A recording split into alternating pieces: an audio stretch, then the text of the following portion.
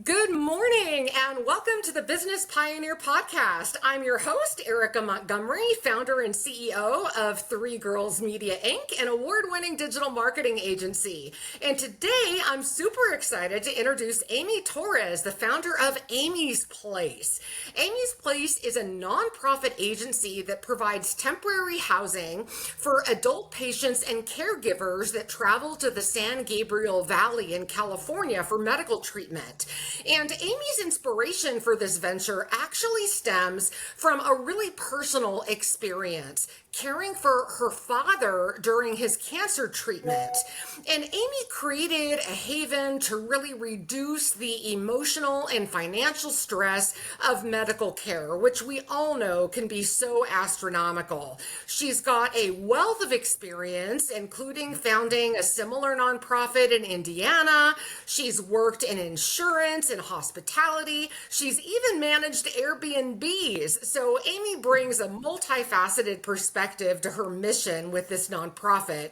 And Amy's efforts have actually been recognized already with a certificate of recognition from the mayor of Diamond Bar and numerous accolades during her time in Indiana.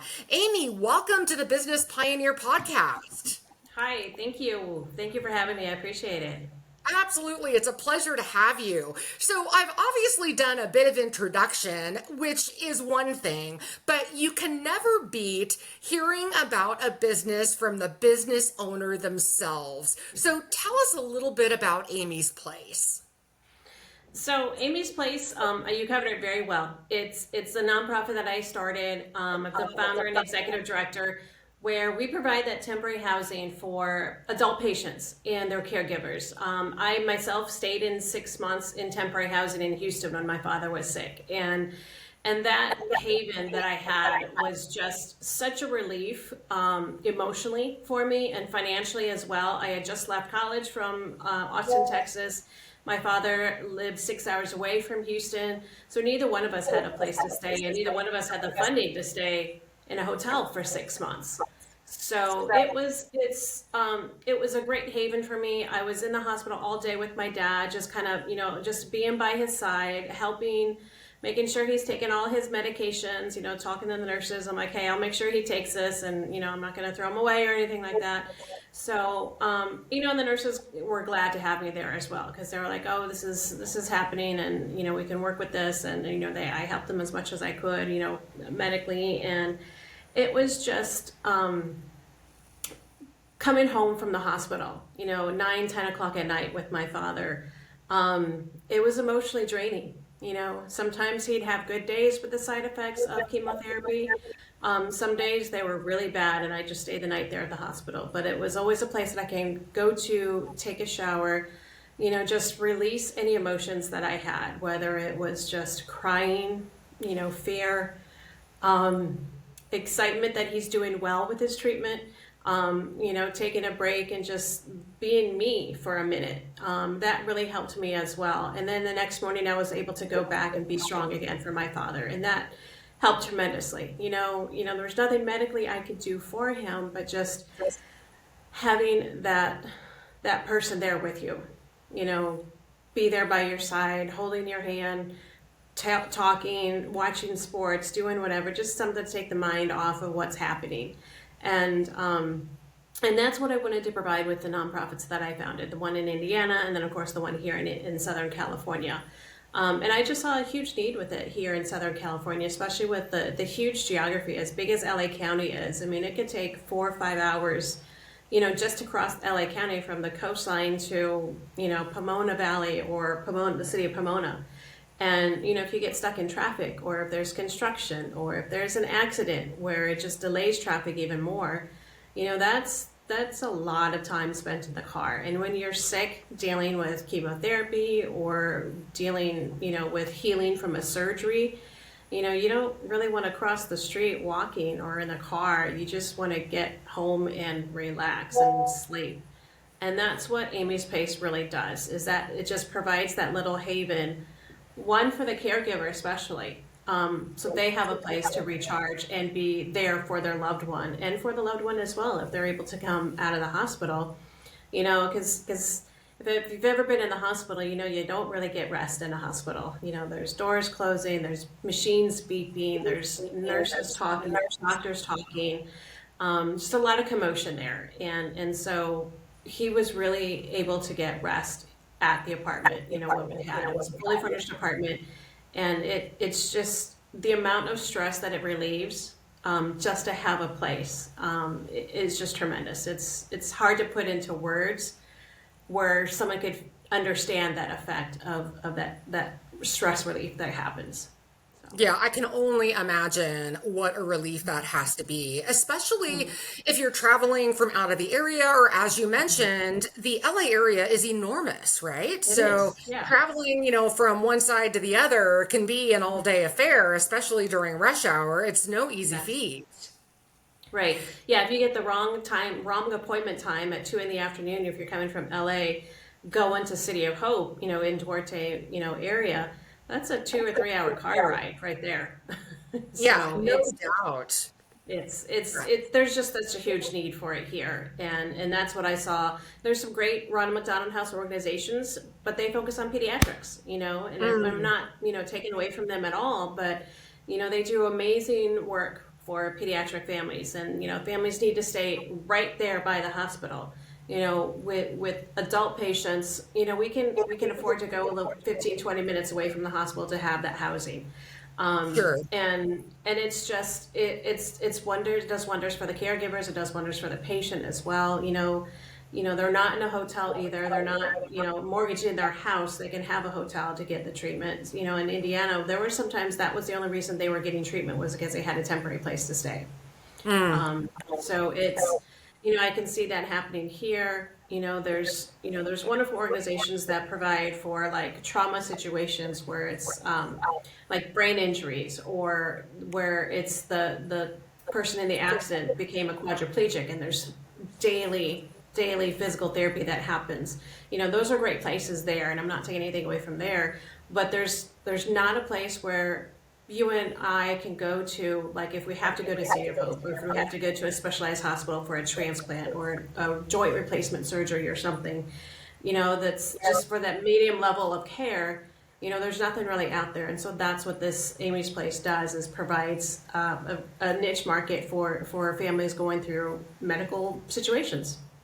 That's amazing. And how many families or individuals can you serve at a time?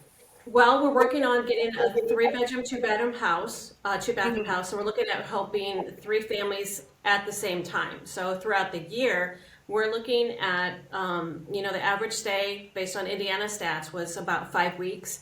So, we can help anywhere between 50 to 60 families a year with just one house, That's a lot of good work you're doing. Yeah, thank you. Yeah. And so our goal really is, once we get the first house, then we're going to expand into multiple houses around the San Gabriel Valley area, because there's USC Arcadia, that's closer to Pasadena, closer to the LA area. And then there's, City of Hope in Duarte, which is kind of central. And then there's Pomona, there's a cancer center there. And so that's 90% of our families that we end up helping are getting cancer treatment just because of the nature of that treatment. It's 100% outpatient. Or, with surgeries, it's, the person has to be in the hospital, but their loved one still has to be there. So so Amy's Place will allow for that caregiver who's waiting for the loved one to come out of the hospital. That's a place for them to stay as well. So it's and sometimes we've helped just patients themselves. They're well enough to drive themselves back and forth, and because it's a lot closer, they're not driving 2 hours after dealing with nausea and dizziness and trying to drive a car at the same time and not get, cause an accident. So yeah, definitely a big help to have that here in this area. Absolutely. And what's your time frame now for getting up and running with your first facility? We're working on corporate sponsors right now. My ideal goal is to have it by the end of this year. But I always have those high goals, and if the worst comes to worst, it's going to be early 2025. But I just started this organization in June of 2024, so there's a lot that goes into creating the board, getting the bank accounts, creating the funding for that. Getting the bylaws and all of that, and how we're going to make money, as far as bringing in donors and funding, we have to develop that as well. And so So that's what we're knee deep in, is creating the donor development, looking at grants. Now we have our 501c3. So, that's the official part, like, yes, we are a legitimate nonprofit where we can host, or we can have donations being, provided, on a tax donation basis. Sure. Well, since we're on the topic, how can listeners support you? Do you have a website where they can go and make donations, or do you need volunteers? What does that look like? Sure. We do have a website. It's amysplace.org, O-R-G. You can just click donate, and it goes to a secure PayPal site, and you can just make a donation there. We're love to have monthly donors. Even if you just want to donate $10 a month, it's all going to add up. We actually have reward levels at $10, $25, $50, and $100 a month. So we have a few people at $100 a month, so we definitely appreciate all of them. Or anybody really. We've got someone that came in at $10 a month too, and so that's just as helpful. So that's always a great way. We're looking for corporate sponsors. If you want to be a sponsor, let's say a kitchen sponsor for our first house for the month of January, then it's $500. If a small, medium-sized business wants to do it that way, we can do that. We have a bedroom sponsor, a kitchen sponsor, and a living room sponsor. So those are the different, areas where they can help out. We're always looking for event sponsors when we do, our fundraising events. We'll have one later on next year. Volunteer services, it's tough starting a business all on your own. So I've had the experience, but if someone wants to volunteer, hey, we'll run your social media for you, or hey, we'll work on being on the fundraising committee with you, or hey, I have a lot of connections with churches. We'd love to connect you with some of these different churches to help spread your word on what you're doing in your mission, and somehow how they can help us as well. We actually had one church in Indiana where they just created welcome baskets for all our families. And so that was a way that they were, that was a way that they can help me pay it forward to other families as well. So, they had like a little water bottle, Kleenex, and hand sanitizer, mints, the peppermints, to help with the queasiness, a little Bible, and then we actually also had a little booklet with our logo on it so they can take notes, like a journal. Oh, nice. Yeah, actually it was great to see that when we first started our houses in Indiana, a lot of the families were like, oh, hey, I always loved using this certain baking pan, and since we didn't have it here, we went out and bought one, for this house, and we'll just leave it here for the next family to use that as well, because we already have one back home. And so we've had baking dishes and, different coffee pots left, and someone left Bibles, for the families, the next families, and then someone left journals as well. So that's kind of where we got the idea to keep journals too. So, but no, every family there ended up leaving something behind purposely for the next family and for the next family to come in. So they kind of kept on the pay it forward concept.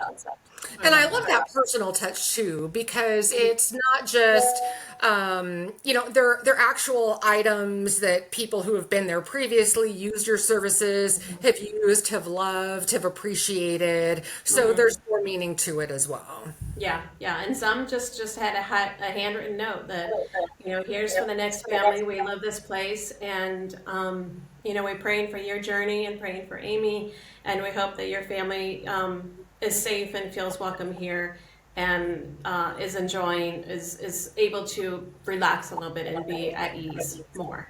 Love that. So you mentioned a moment ago that being a business owner is not easy. I certainly can attest to that. I am obviously a fellow business owner. I've been doing this now going on 20 years. My 20th anniversary is next June.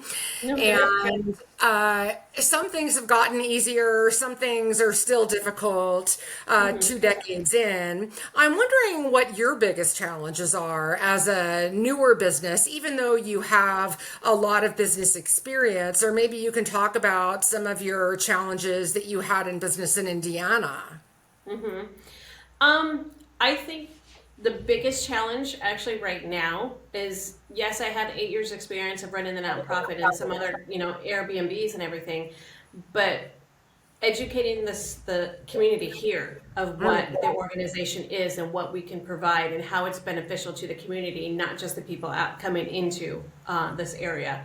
There's a lot of education on that, as far as, like helping like explaining it, because it's kind of like a little niche market that we have, Mm-hmm. but explaining what our mission is, and of course obtaining the funding for that, because a nonprofit is a business just like any other business. We still have to have expenses, we still have employee costs, we still have to pay taxes to some extent. There's definitely things that we still have to have steady income or steady donations, and also help our clients as far as like the guests. So we kind of have like two sets of clients and two sets of or clientele and focus that we have. So Mm-hmm. maintaining both of those, is definitely a challenge. There's usually we always had a waiting list though, so it's not necessarily a huge need to get our market. Make a couple phone calls and then we have patients already. That's the initial step of setting that up and getting to the correct connections to say, hey, this is available. We are a legitimate organization. Here's my background, and here's what we're doing and we're providing for you, for your patients. And so that's the extra education that goes along with it. Coming into a new area, especially since I just moved here myself in December, so almost a year ago. So Mm-hmm. it's acclimating to a new business community, because it is a little bit different than Indiana, Sure.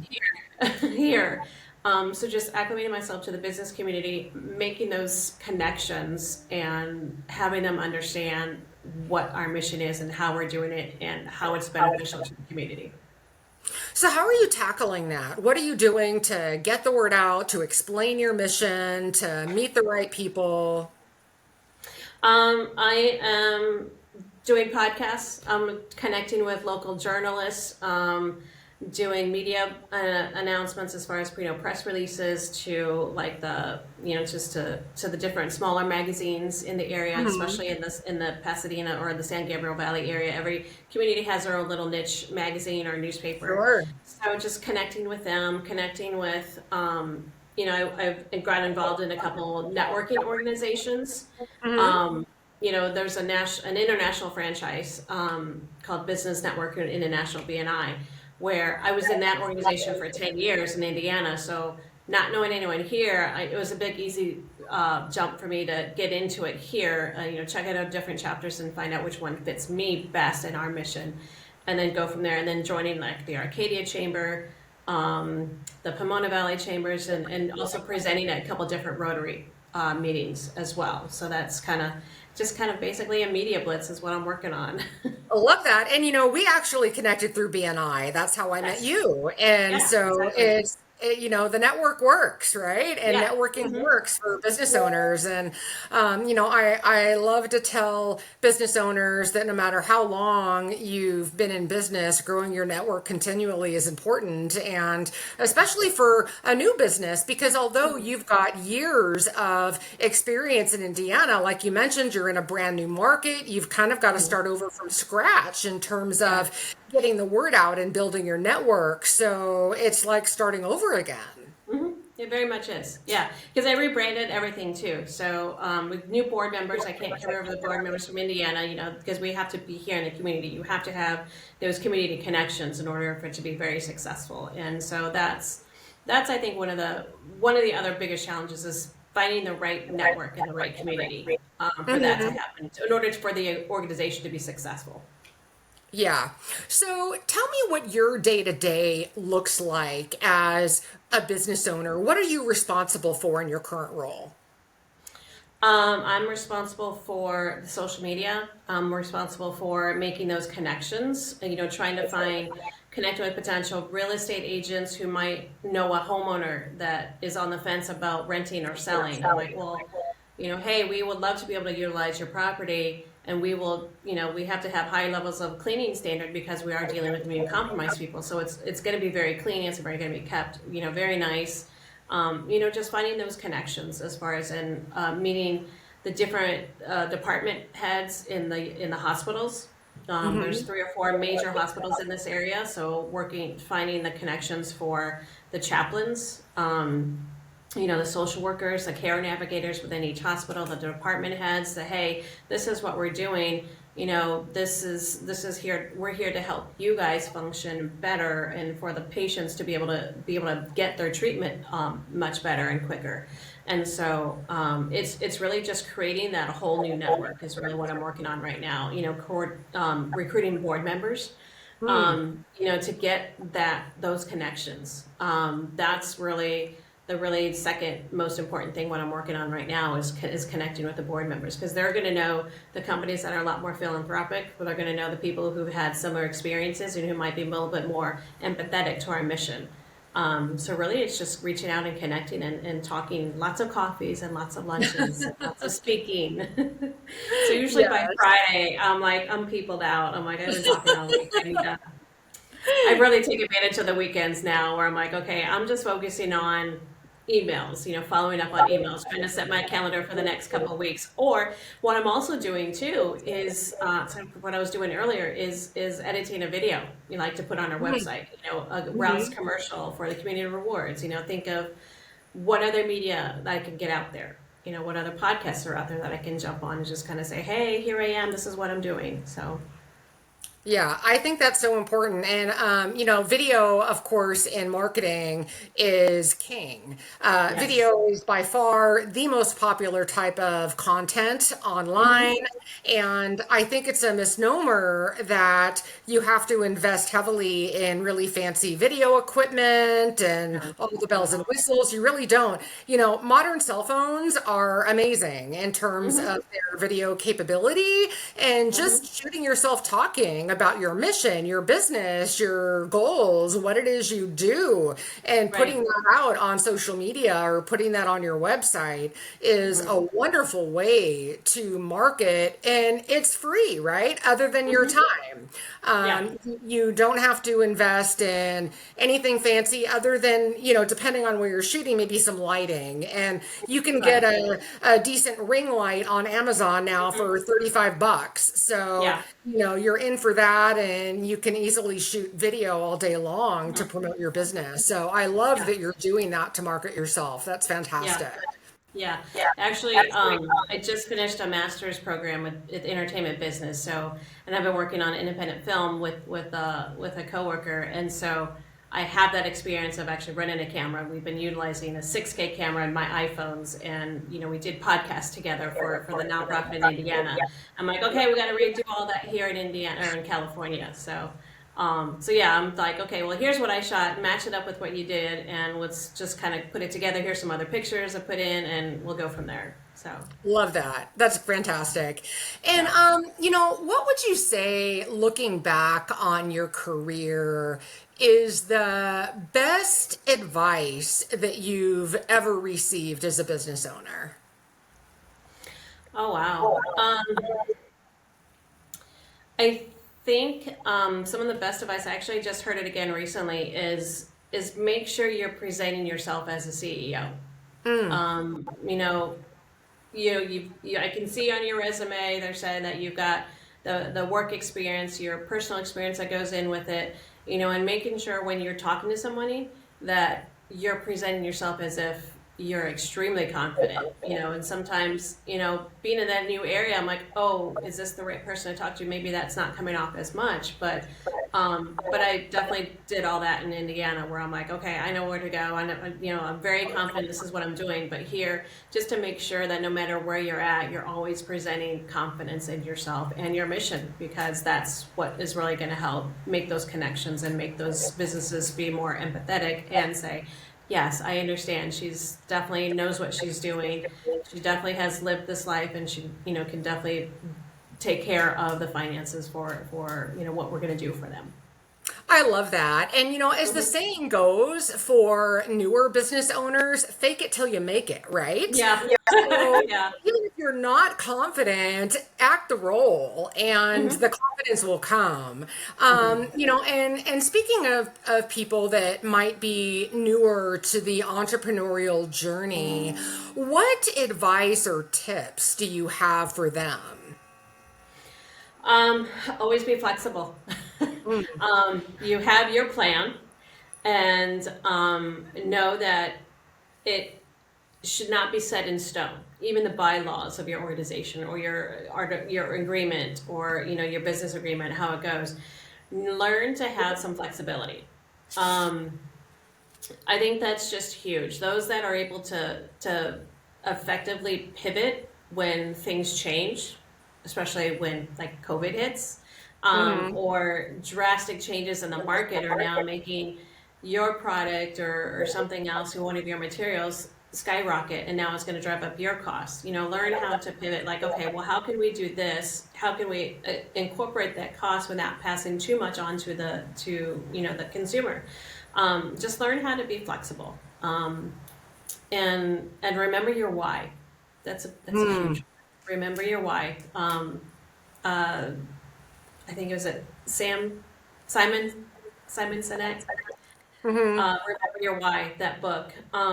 Getting as a business owner, like I said, the nonprofit is just as much a business as anything else. There'd be times where just heard so many no's from different businesses, or no, we're not going to do this, or next year we're going to do this, or one that we had, consistently donating to us, like, hey, this happened in our market, so now we can't do this with you. Learning how to pivot there, and just trying to figure out, okay, how can we creatively make up that difference? What are we doing something different that people are going to make notice and still be interested in doing, working with us or being, involved in our organization. And every time I would seem to get those bogged down, like into the business aspect of running the nonprofit, then I would get a phone call from a guest. I mean, literally, and they were just like, I just felt it in my heart to call you and to tell you thank you for what you're doing and what you're providing. It just, he still gets me going, where I'm like, oh, you really don't know how much I needed to hear that. And knowing and remembering what I went through and understanding that, hey, if this is not here, then potentially someone's not going to get their treatment, and someone's potentially having to say goodbye earlier to their loved one. And so just remembering your why you started out doing it, and being flexible and creative in how you're going to make it work. I think that's amazing advice, and so important, not only for new entrepreneurs, but also for people who've been in business a long time. I think that flexibility is so key. And, I've come across business owners in the past who were really set and stuck in their ways and didn't want to change with the times. And it was like pulling teeth to get them to do something different. And they're wondering why they're not succeeding. And so I think that's a wonderful advice, not only for newer entrepreneurs, but even people who've been doing it for a really long time. Yeah, there's major companies. Kodak, for one. Blockbuster. There's huge companies that were not as flexible, and they're no longer around.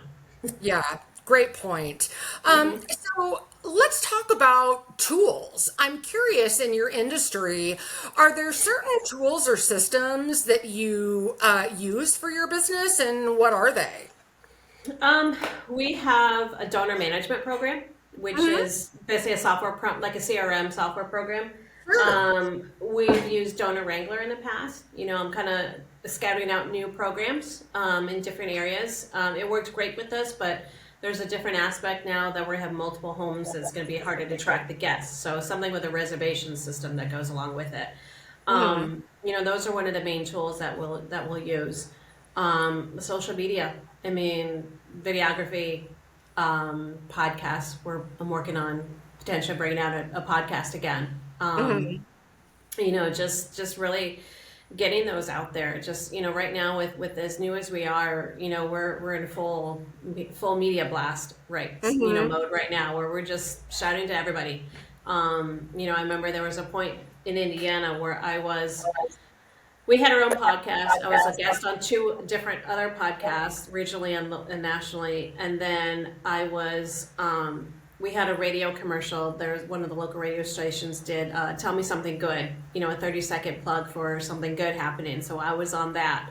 And then I was in like 2 print magazines as well, local print magazines. So it was like, okay, I did everything, print, magazines, paper. I was doing a social media campaign as well.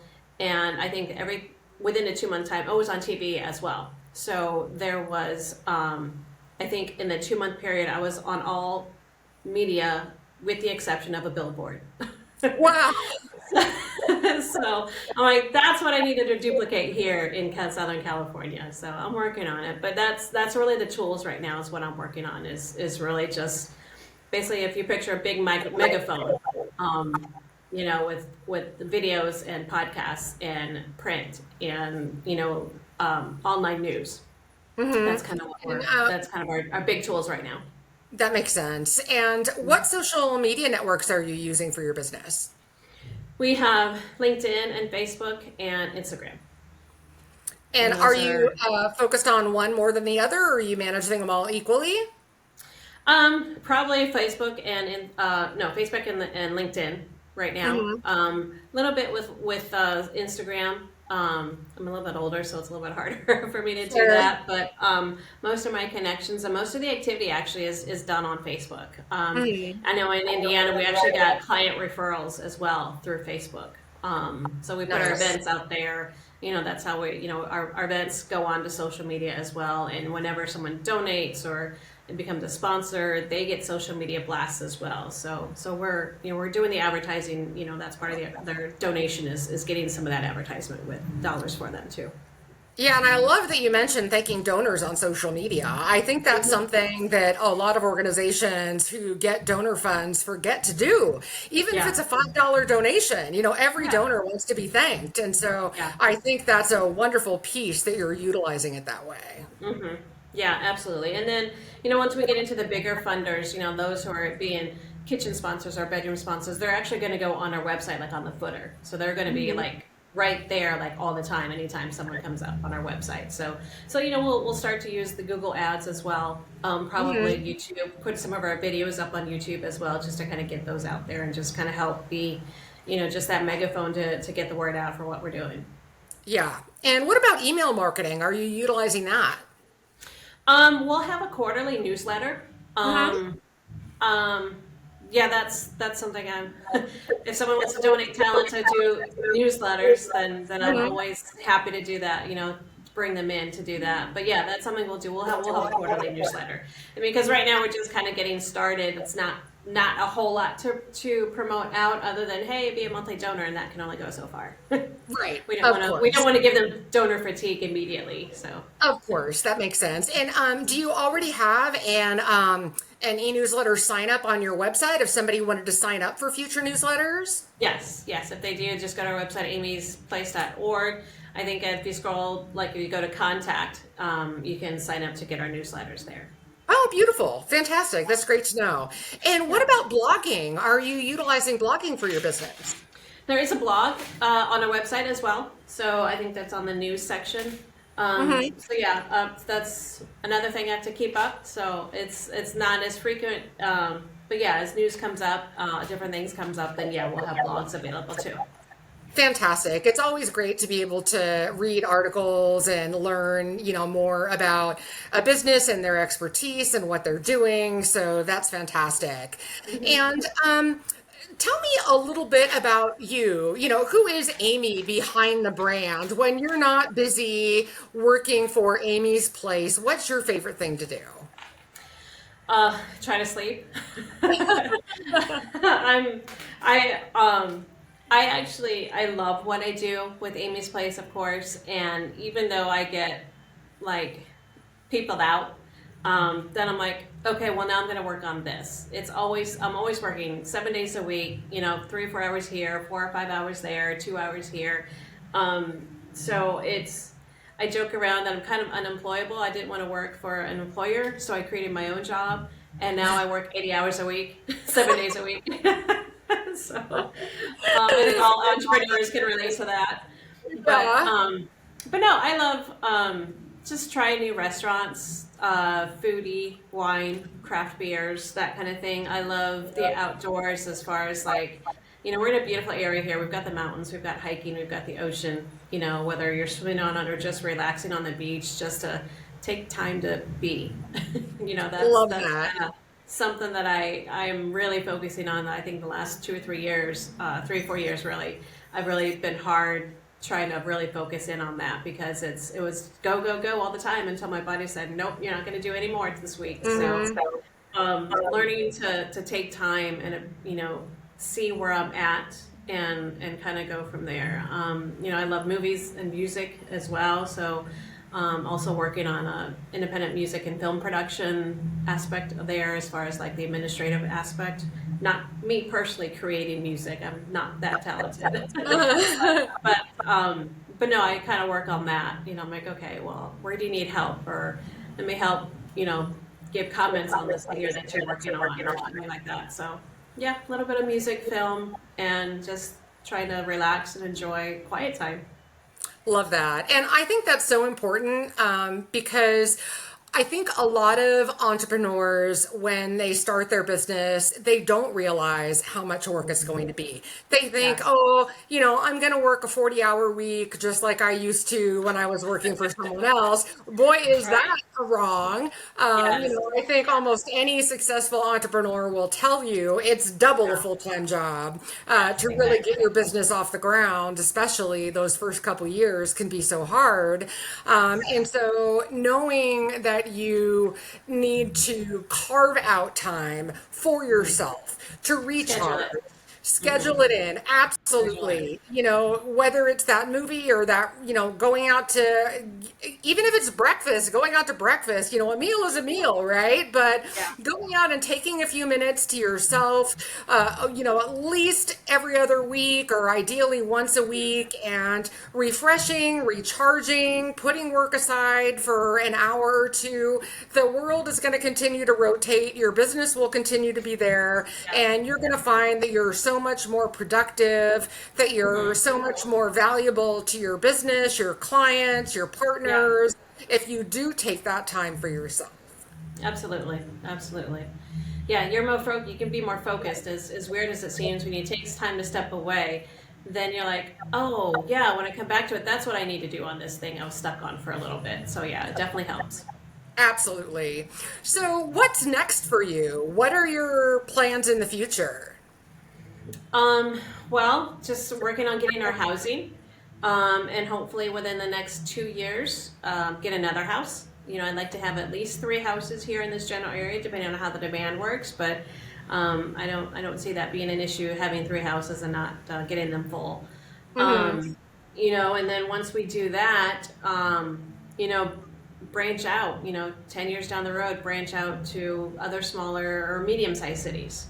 Maybe go up further north, up to Sacramento, or into some of the neighboring states, Nevada or something else. I know a lot of people in Indiana like, hey, do you have a location in Ohio? Or hey, do you have a location in Florida? I'm like, no, not yet. I'm working on it, but that's the bigger goal. That's the big vision, is to have multiple houses in this area, and then multiple houses in other medium regions. That's a great goal to have. A lofty Yeah. goal, and I love that. I Yeah. love setting big goals. Yes, big Fantastic. Good for goals. you. Good Yeah. for you.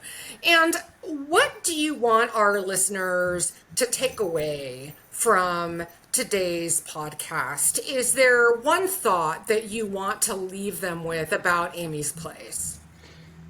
Um, I think something that I would leave with families or with people is, everybody has their own struggles. Um, a lot of times, just marketing here, marketing the different, areas where I've been. They're like, oh yeah, we had this happen, or our best friend did this, or our son had his girlfriend or their family went through this, and so just connecting with people and listening to their stories has really led me to really start this. Not necessarily just my own personal experience, but knowing that other people were going through it as well.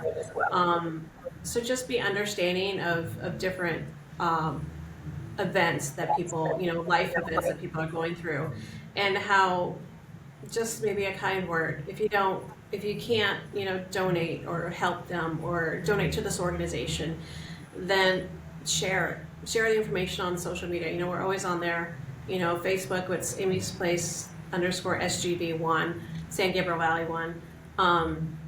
if for whatever nonprofit that you might know, or have some sort of connection to their mission. If you can't donate to them personally, then share their message. Mhm. That's If you can't, then maybe you know someone who can, or someone else who's looking for something like that, or is going through something similar. Maybe they need it, and so Mhm. not necessarily. Don't just say, "Oh, I don't have any money for that," but just share it. Really, I that's love the that. goal. And sharing is free, right? Word of mouth Yeah, costs nothing. absolutely. Word of mouth Yes. costs absolutely nothing. And I do want to circle back around because you are a nonprofit organization, to donations. And, you mentioned that you're more than happy to take $5, $10 a month. And it's a Starbucks, right? I mean, it's a Yeah. Starbucks order. Let's face it. You go to Starbucks and you get a bagel and a cup of coffee, you're out 10, twelve 10, dollars $15. Yeah. And that's for one Starbucks order. So forgo your Starbucks order one day Yeah. and donate it to a great cause like Amy's Place. Absolutely. So Amy, tell people again where they can find you, how they can donate, and how you can be reached. Our website is actually the easiest place to make a donation, amysplace.org. There is donate buttons all over the place. You can hear my story, or I'll have a video up here probably within the next week about how I started it. Actually, also I forgot to mention, if you're a Ralph's Community Rewards, or if you have a Ralph's card, the Community Rewards card, if you select Amy's Place, part of the proceeds from your purchases will go towards Amy's Place every quarter. So Oh, I know fantastic. there's other organizations that do that, so that we're throwing our hat in there too. Like, hey, Amy's Place is you can support our mission without spending any money by just doing your weekly shopping at Ralph's. So Love that that. always that is always helpful. That's a great way if you don't have, if you're not, don't want to spend any more money or can't spend any more money, just go on to Ralph's and kind of share that around. But yeah, Ralph's or amysplace.org is the best way to reach us. If you want to volunteer, just connect on their website as well, and just sign up for a newsletter, and that you'll hear more information about how what we're doing in the community, or when we get our first house. So Awesome. Thank you, Amy. And again, it's amysplace.org. And Amy Torrez has been my guest, the founder of Amy's Place. Amy, any last words of wisdom you'd like to share? um, I think just going back to for any other businesses or nonprofits out there, just be flexible and remember your why. That's really the best thing I can really say for anyone out there starting a business. I mean, this is part of your dream, and just remember to be flexible, because there's your plan and then there's God's plan. Yeah. And Sage just advice. yes. So yeah, just kind of remember that, and share. If you see us on social media, go to our websites, and our links are right there, so you can follow us and share any information that we have out there too. Phenomenal. Amy, thank you so much for being on the Business Pioneer podcast today. I really appreciate it. All the luck with your business. Oh, it's awesome. Thank you so much. I appreciate it, Erica. Thank you. My pleasure. You take care now. All right, you too. Bye bye. Bye bye.